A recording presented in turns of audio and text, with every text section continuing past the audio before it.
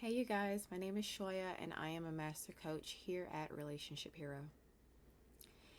In today's video, we're going to be talking about moving on.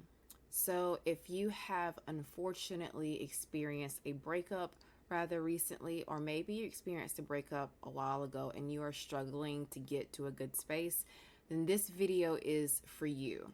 We will be talking about what moving on consists of actionable stepwise, and I'll be giving you pointers how to get through this space.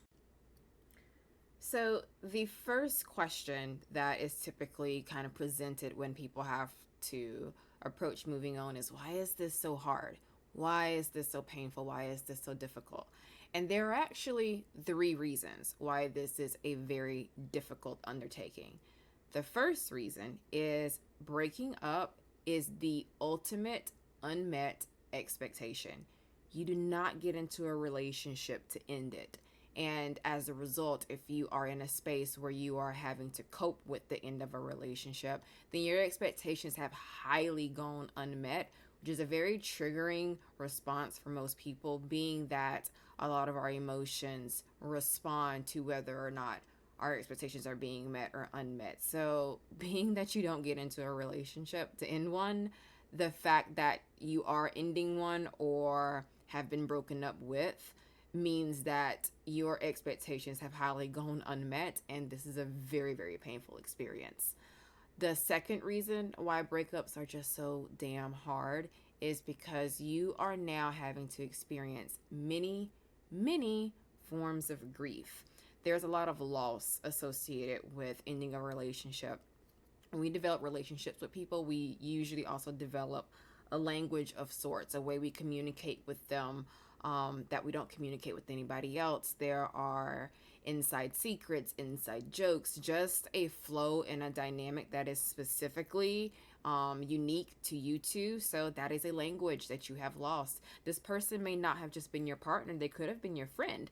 And now that friendship is hanging somewhere in the balance, right, in this awkward space of what we are now, there is also that picture in your head of how things were supposed to be, right, in the future. So that future that included them is now not present, not applicable. And that's another thing that has been lost. So that's just a handful, but there are many, many, many forms of grief associated with ending a relationship or being broken up with. So this makes this incredibly difficult. And the last part of why this is so hard is you're probably still in love with the person, depending on how long the relationship was.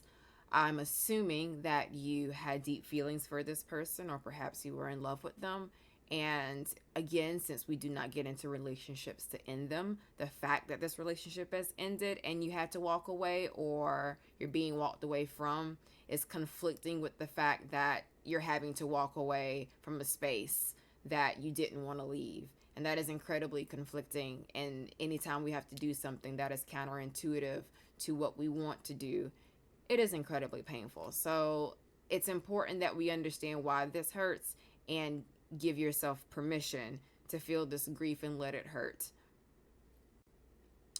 So, although moving on is a very difficult undertaking, it is a very simple thing to do, but simple doesn't always mean easy.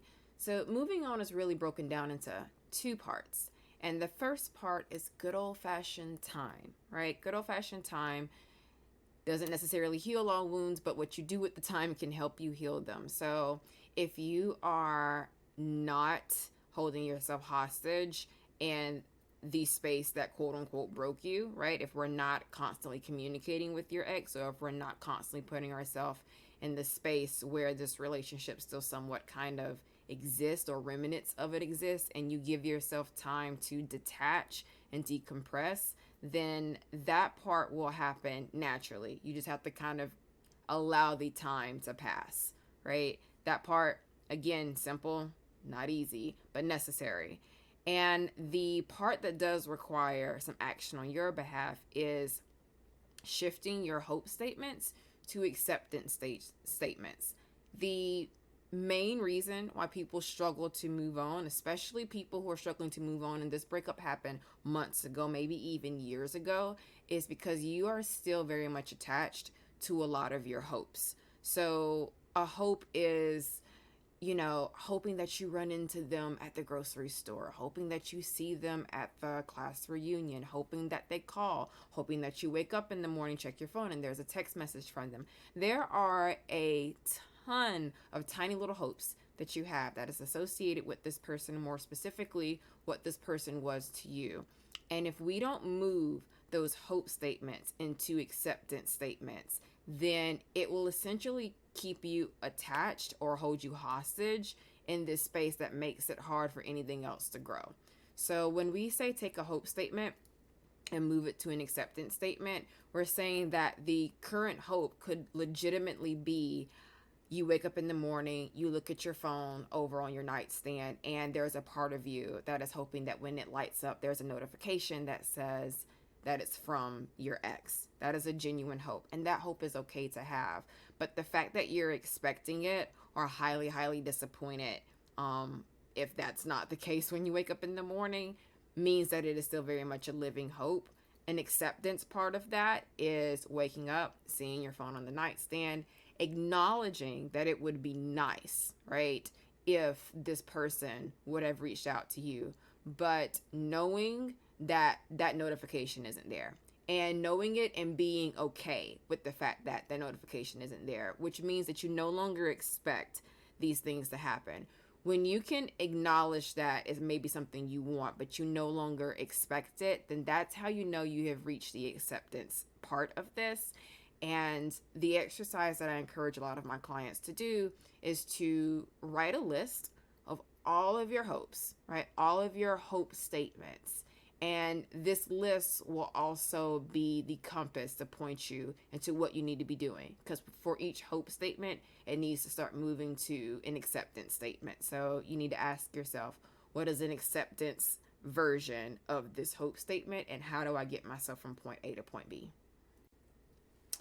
Fun fact, you don't actually have to be all whole and healed to start dating again or to put yourself in another relationship.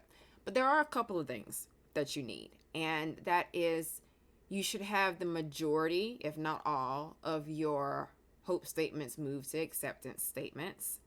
You should no longer be expecting your ex to fall out of the sky and, reestablish a relationship with you.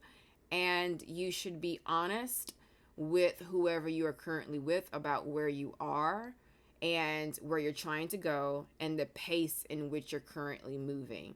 As long as these three things are present, it is perfectly fine that you still think about your ex, that they still cross your mind, that you still miss them. Missing an ex, still thinking about them, does not mean that you can't or you're not ready to be in a new relationship. It just means that this is this leftover love or the remnants of something that was important to you, and that is completely natural. Again, as long as you feel that you are in more of a state of acceptance and you are being honest and clear about where you are with the people that you are currently engaging with, then I actually highly encourage you to start dating again and to start putting yourself out there and be open to building new relationships. Number one, give yourself time to be sad.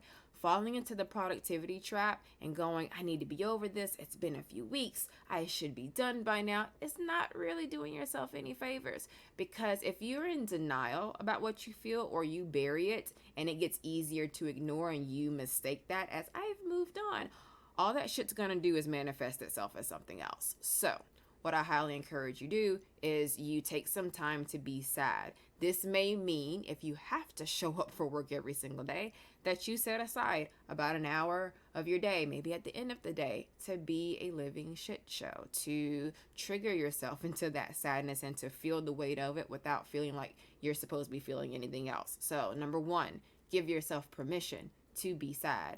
Number two, you need to invest into intentionally witnessing your story, and we do this with journaling. Journaling is the perfect exercise to help you witness your grief, and the specific thing that I encourage you to journal is what I explained earlier about identifying all the hopes that still very much exist and figuring out how do you transition each hope into a form of acceptance. And last but not least, you need to create new goals. You need to start investing into new chapters. You need to see and or build a future that does not include your ex, but a future that you are still very much curious about, interested in, and would like to get to. The way coaching can help with these 3 tasks is, number 1, when it comes to witnessing your grief or giving yourself time to feel your grief, coaches can help you make sure that you are not, in fact, falling into that productivity trap and giving yourself the necessary time to heal. When it comes to the journaling exercise, maybe you don't know where to start. A lot of people sometimes don't know what questions they should be asking themselves or identifying their hopes.